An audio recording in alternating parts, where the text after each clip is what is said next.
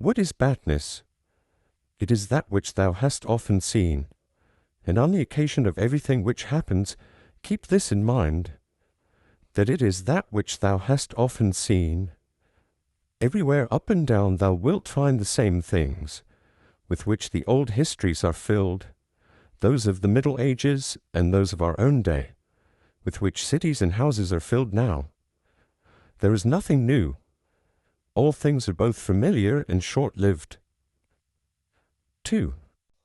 How can our principles become dead, unless the impressions, thought, which correspond to them are extinguished?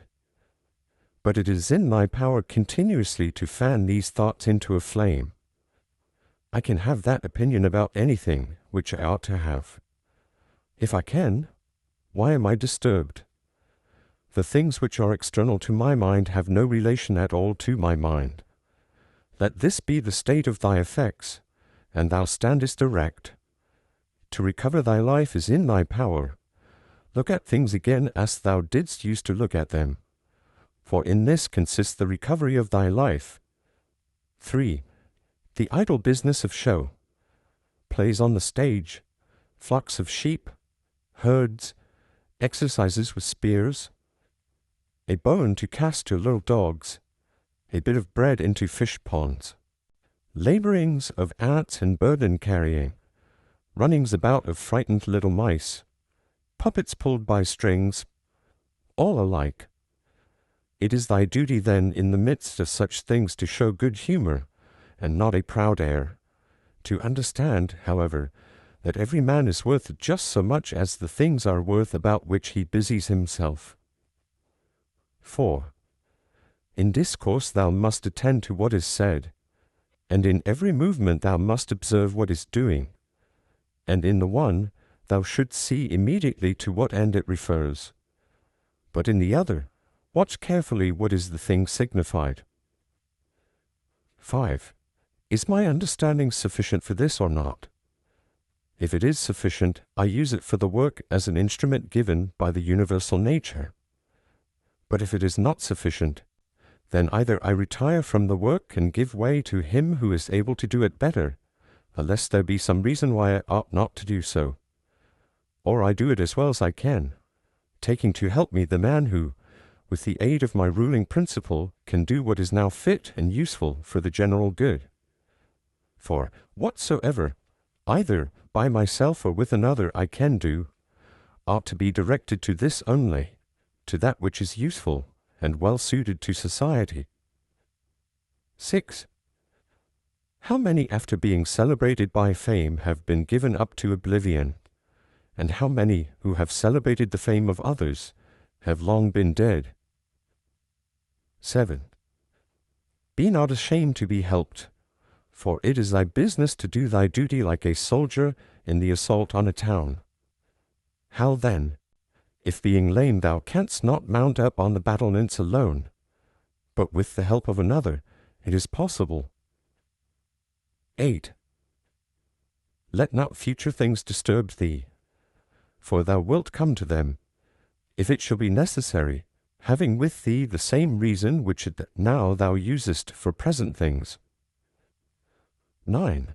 All things are implicated with one another, and the bond is holy, and there is hardly anything unconnected with any other thing, for things have been coordinated, and they combine to form the same universe, order. For there is one universe made up of all things, and one God who pervades all things, and one substance, and one law, one common reason in all intelligent animals, and one truth. If indeed there is also one perfection for all animals, which are of the same stock, and participate in the same reason. 10. Everything material soon disappears in the substance of the whole, and everything formal, causal, is very soon taken back into the universal reason, and the memory of everything is very soon overwhelmed in time. 11.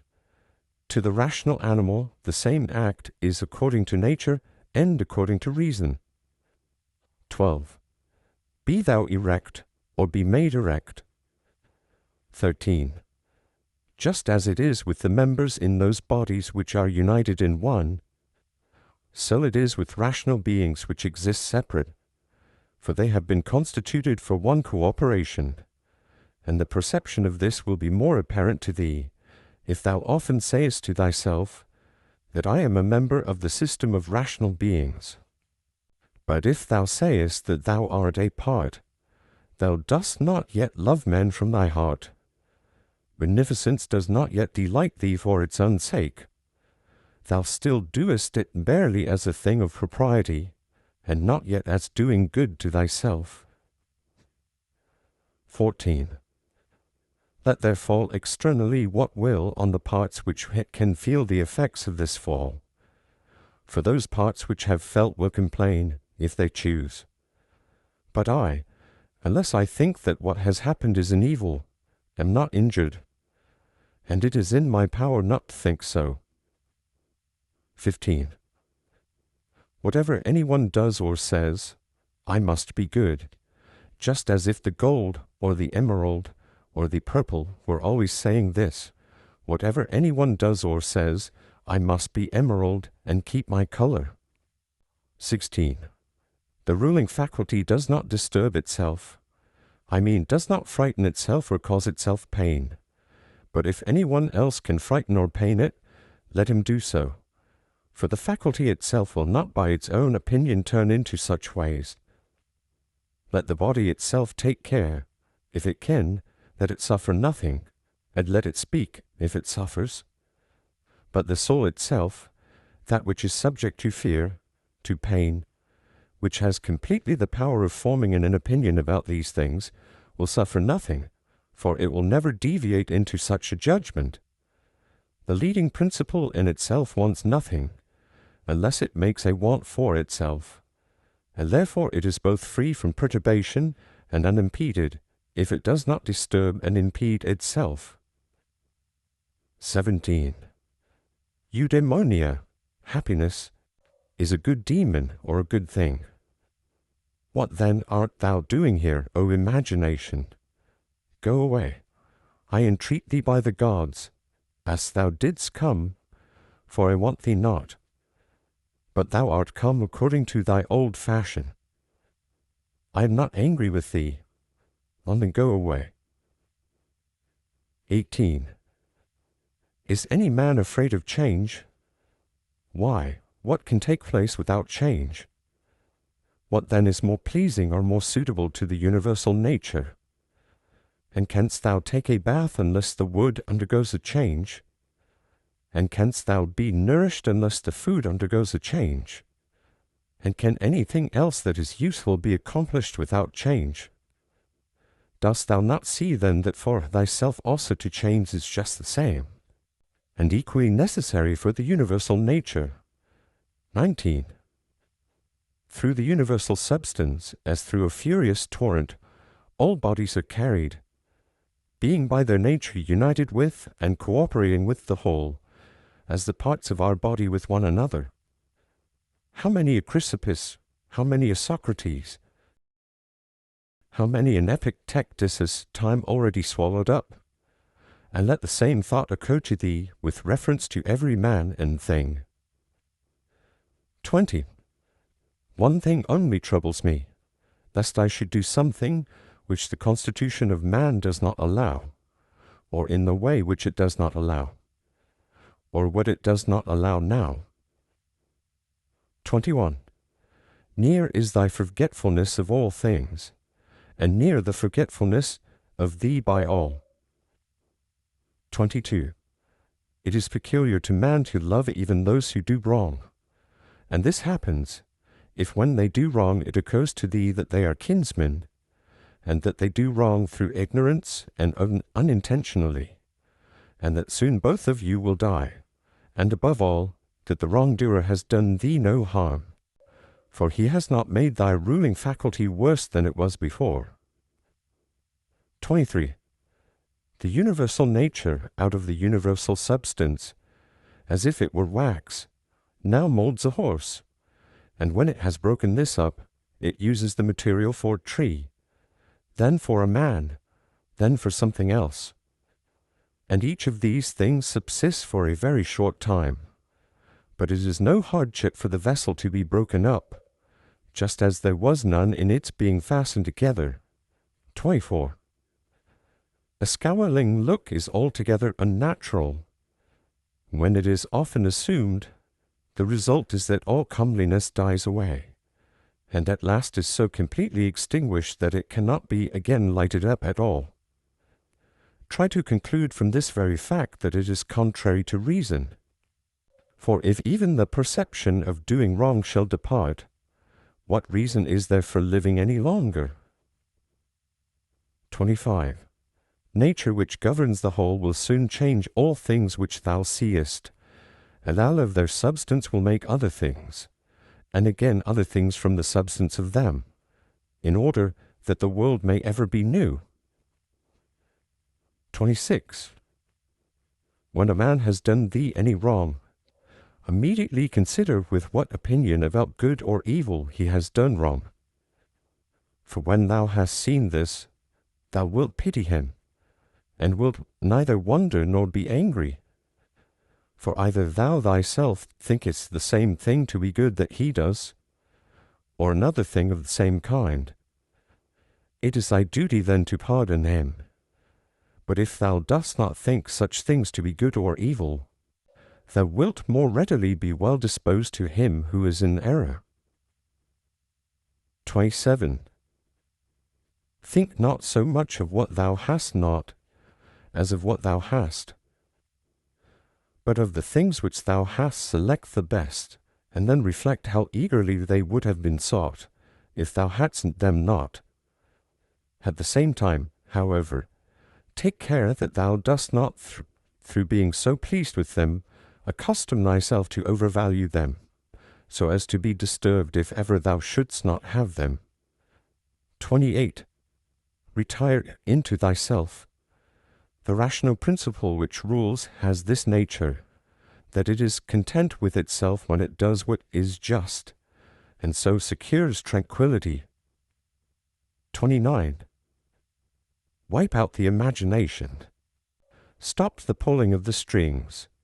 Confine thyself to the present. Understand well what happens either to thee or to another. Divide and distribute every object into the causal, formal, and the material. Think of thy last hour. Let the wrong which is done by a man stay there where the wrong was done. 30. Direct thy attention to what is said. Let thy understanding enter into the things that are doing, and the things which do them. 31. Adorn thyself with simplicity and modesty, and with indifference toward the things which lie between virtue and vice. Love mankind. Follow God.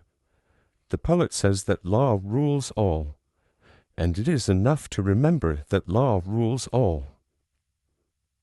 32. About death. Whether it is a dispersion, or a resolution into atoms, or annihilation, it is either extinction or change. 33. About pain. The pain which is intolerable carries us off, but that which lasts a long time is tolerable, and the mind maintains its own tranquillity by retiring into itself, and the ruling faculty is not made worse. But the parts which are harmed by pain, let them, if they can, give their opinion about it. 34. About fame. Look at the minds of those who seek fame. Observe what they are, and what kind of things they avoid, and what kind of things they pursue, and consider that as the heaps of sand, piled on one another, hide the former sands. So in life the events which go before are soon covered by those which come after. 35. From Plato.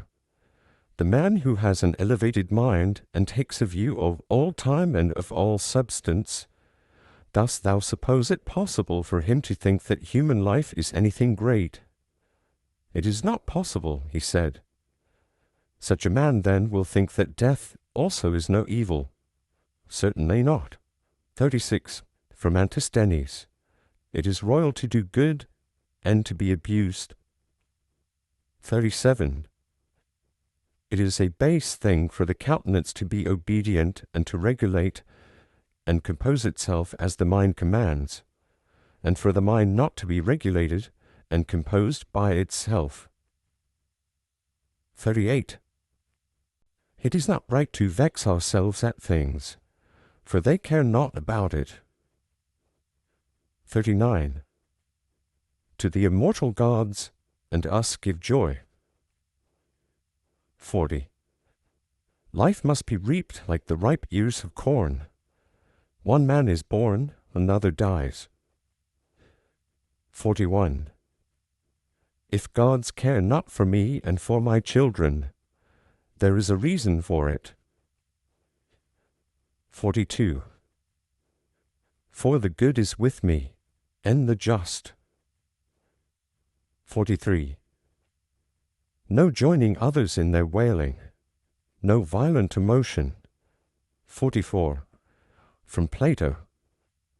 But I would make this man a sufficient answer, which is this: Thou sayest not well, if thou thinkest that a man who is good for anything at all ought to compute the hazard of life or death, and should not rather look to this only in all that he does, whether he is doing what is just or unjust, and the works of a good or a bad man. 45. For thus it is, men of Athens, in truth, wherever a man has placed himself, thinking it the best place for him, or has been placed by a commander, there, in my opinion, he ought to stay, and to abide the hazard, taking nothing into the reckoning, either death or anything else, before the baseness of deserting his post. 46. But, my good friend, reflect whether that which is noble and good is not something different from saving and being saved. For as to a man living such or such a time, at least one who is really a man, consider if this is not a thing to be dismissed from the thoughts, and there must be no love of life. But as to these matters, a man must entrust them to the deity, and believe that what the women say, that no man can escape his destiny, the next inquiry being how he may best to live the time that he has to live. 47. Look round at the courses of the stars, as if thou wert going along with them, and constantly consider the changes of the elements into one another, for such thoughts purge away the filth of the terrene life. 48. This is a fine saying of Plato, that he who is discoursing about men should look also at earthly things as if he viewed them from some higher place, should look at them in their assemblies, armies, agricultural labors, marriages, treaties, births, deaths, noise of the courts of justice, desert places, various nations of barbarians, feasts, lamentations, markets, a mixture of all things, and an orderly combination of contraries. 49. Consider the past, such great changes of political supremacies.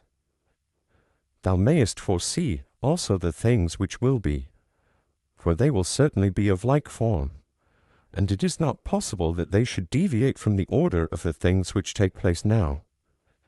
Accordingly, to have contemplated human life 40 years is the same as to have contemplated it for 10,000 years.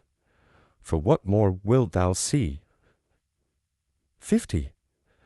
That which has grown from the earth to the earth, but that which has sprung from heavenly seed, back to the heavenly realms returns. This is either a dissolution of the mutual involution of the atoms, or a similar dispersion of the insentient elements. 51. With food and drinks and cunning magic arts, turning the channel's course to scape from death, the breeze which heaven has sent, we must endure, and toil without complaining. 52. Another may be more expert in casting his opponent, but he is not more social, nor more modest, or better disciplined to meet all that happens, nor more considerate with respect to the faults of his neighbors. 53. Where any work can be done conformably to the reason which is common to gods and men, there we have nothing to fear. For where we are able to get profits by means of the activity which is successful and proceeds according to our constitution, there no harm is to be suspected. 54. Everywhere and at all times it is in thy power piously to acquiesce in thy present condition, and to behave justly to those who are about thee, and to exert thy skill upon thy present thoughts, that nothing shall steal into them without being well examined. 55. Do not look around thee to discover other men's ruling principles, but look straight to this, to what nature leads thee, both the universal nature through the things which happen to thee, and thy own nature through the acts which must be done by thee. But every being ought to do that which is according to its constitution, and all other things have been constituted for the sake of rational beings, just as among irrational things the inferior for the sake of the superior, but the rational for the sake of one another. The prime principle, then, in man's constitution is the social, and the second is not to yield to the persuasions of the body, for it is the peculiar office of the rational and intelligent motion to circumscribe itself, and never to be overpowered either by the motion of the senses or of the appetites, for both are animal. But the intelligent motion claims superiority, and does not permit itself to be overpowered by the others, and with good reason, for it is formed by nature to use all of them. The third thing in the rational constitution is freedom from error and from deception. Let then the ruling principle holding fast to these things go straight on, and it has what is its own. 56. Consider thyself to be dead, and to have completed thy life up to the present time, and live according to nature, the remainder which is allowed to thee. 57. Love that only which happens to thee and is spun with the thread of thy destiny, for what is more suitable? 58. In everything which happens, keep before thy eyes those to whom the same things happened, and how they were vexed, and treated them as strange things, and found fault with them. And now where are they? Nowhere. Why then dost thou too choose to act in the same way? And why dost thou not leave these agitations which are foreign to nature, and those who cause them, and those who are moved by them? And why art thou not altogether intent upon the right way of making use of the things which happen to thee? For then thou wilt use them well, and they will be a material for thee to work on. Only attend to thyself, and resolve to be a good man in every act which thou doest, and remember. 59. Look within. Within is the fountain of good, and it will ever bubble up, if thou wilt ever dig. 60. The body ought to be compact, and to show no irregularity either in motion or attitude, for what the mind shows in the face by maintaining in it the expression of intelligence and propriety, that ought to be required also in the whole body. But all these things should be observed without affectation. 61. The art of life is more like the wrestler's art than the dancer's, in respect of this, that it should stand ready and firm to meet onsets which are sudden and unexpected. 62. Constantly observe who those are whose approbation thou wishest to have, and what ruling principles they possess. For then thou wilt neither blame those who offend involuntarily, nor wilt thou want their approbation, if thou lookest to the sources of their opinions and appetites. 63. Every soul, the philosopher says, is involuntarily deprived of truth. Consequently, in the same way, it is deprived of justice and temperance and benevolence and everything of the kind. It is most necessary to bear this constantly in mind, for thus thou wilt be more gentle towards all. 64. In every pain let this thought be present, that there is no dishonor in it, nor does it make the governing intelligence worse, for it does not damage the intelligence either so far as the intelligence is rational, or so far as it is social. Indeed, in the case of most pains, let this remark of Epicurus aid thee, that pain is neither intolerable nor everlasting, if thou bearest in mind that it has limits, and if thou addest nothing to it in imagination. And remember this to you, that we do not perceive that many things which are disagreeable to us are the same as pain, such as excessive drowsiness, and the being scorched by heat, and the having no appetite. When then thou art discontented about any of these things, say to thyself that thou art yielding to pain. 65. Take care not to feel towards the inhuman as they feel towards men. 66. How do we know if Telegus was not superior in character to Socrates? For it is not enough that Socrates dies a more noble death, and disputed more skilfully with the sophists, and passed the night in the cold with more endurance, and that when he was bid to arrest Leon of Salamis, he considered it more noble to refuse, and that he walked in a swaggering way in the streets, though as to this fact one may have great doubts if it was true.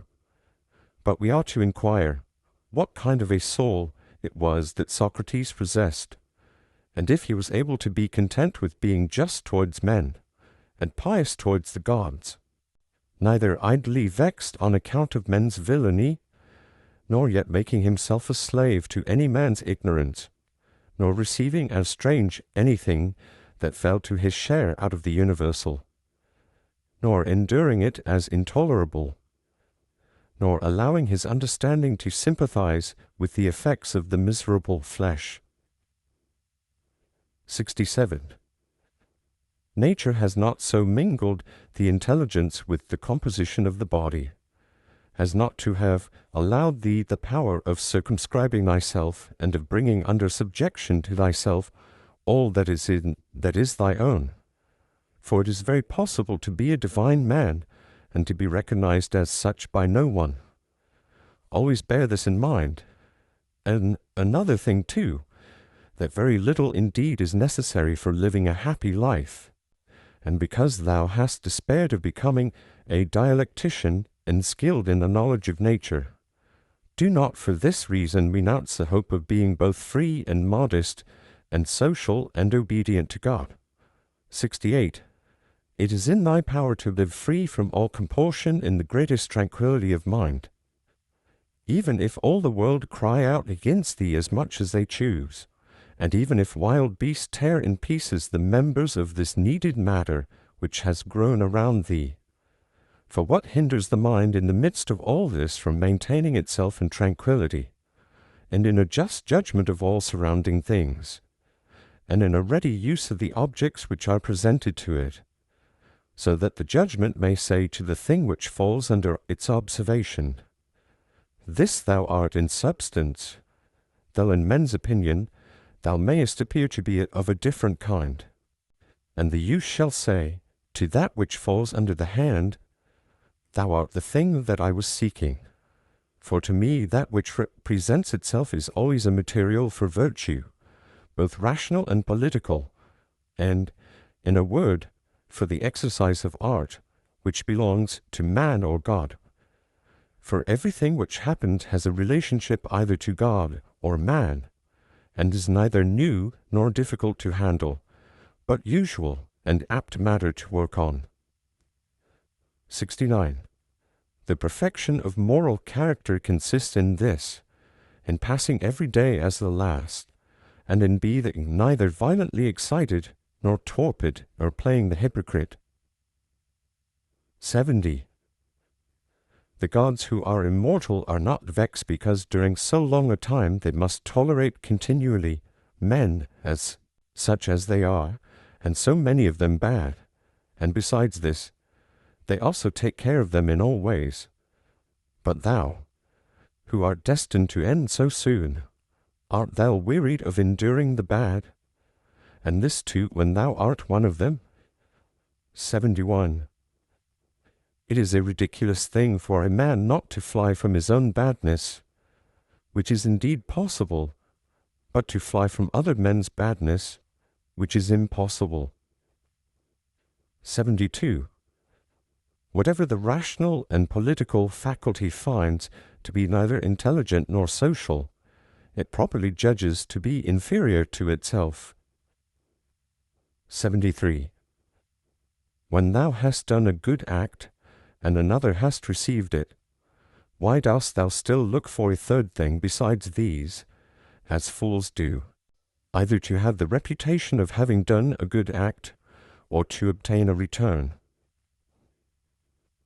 74. No man is tired of receiving what is useful, but it is useful to act according to nature. Do not then be tired of receiving what is useful by doing it to others. 75. The nature of the all moved to make the universe. But now either everything that takes place comes by way of consequence or continuity, or even the chief things towards which the ruling power of the universe directs its own movement are governed by no rational principle. If this is remembered, it will make thee more tranquil in many things. Note 1. The end of this section is unintelligible. End of chapter 7.